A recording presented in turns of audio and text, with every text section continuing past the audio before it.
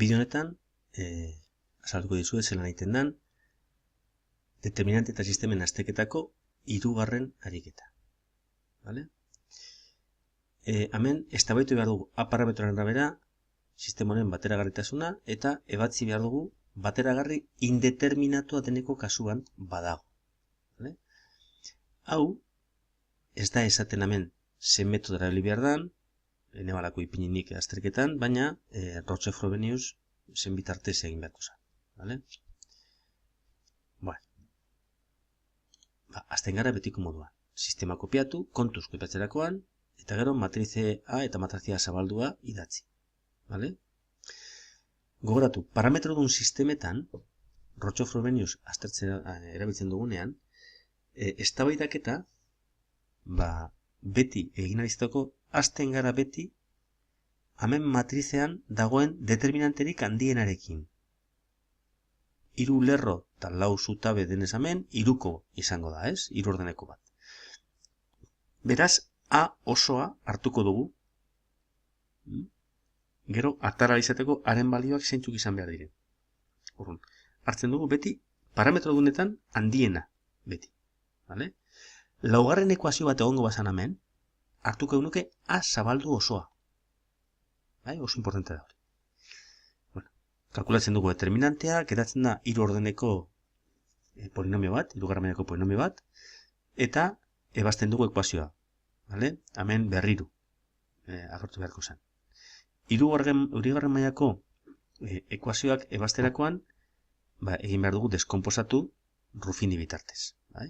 Ruffini gogoratu, koefizienteak 0 minus 3 bateaz egin aproba, honen zatitzaileekin egiten dugu aproba, eta geratzen da. Beraz, polinomio hau, berriro gogoratu, dala A ken bat, bider akarratu gehia ken bi.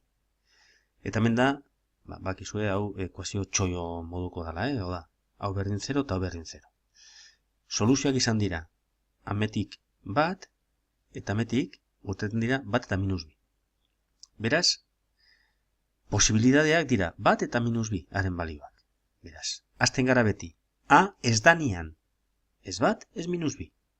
Zergaitik, A ez danian olako bat, honen balioa ez da 0 izango, beraz, eina badakigu zen badan. Haren eina 3. A zabaldoren eina ere 3 izan behar da, ez dago laukorik, eta ez ezagun kopurua 3 dira. Beraz, kasu honetan, kasu hauetan, pilo bat kasu dauz, sistema bateragarri determinatu emoten da. Eta gero, aztertzen dugu, A bat danean, eta A minus bi danean.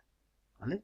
A bat danean, kopiatzen badugu sistema ondo, matrizean geratzen da, ekuazio guztia bardinak, x gehi z berdin bat, x gehi z, hau da, ez dugu idatziko 3 aldiz ekuazio bardina.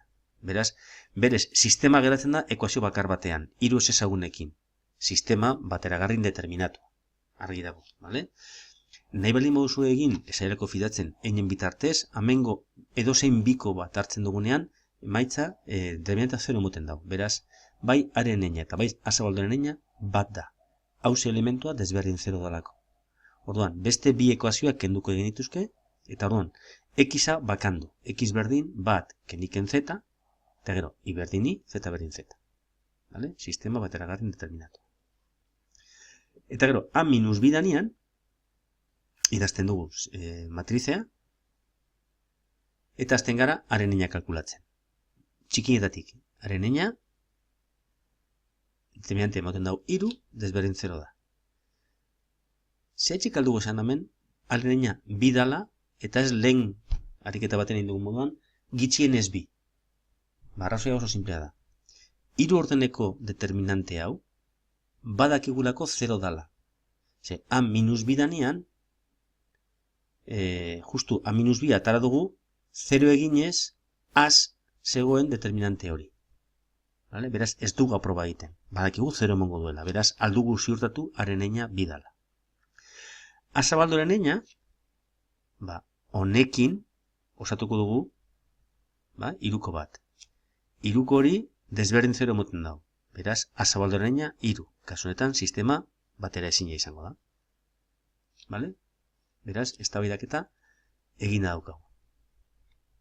bai, gero espada juten gara begiratzen, zer eskatzen zan, eta eskatzen zan ebastea bateragarri determinatu zeneko kasuan. Justu egin duguna, bai? Hemen ebatxita daukagu, sistema bateragarri determinatu dalako. Vale? Bueno, listo.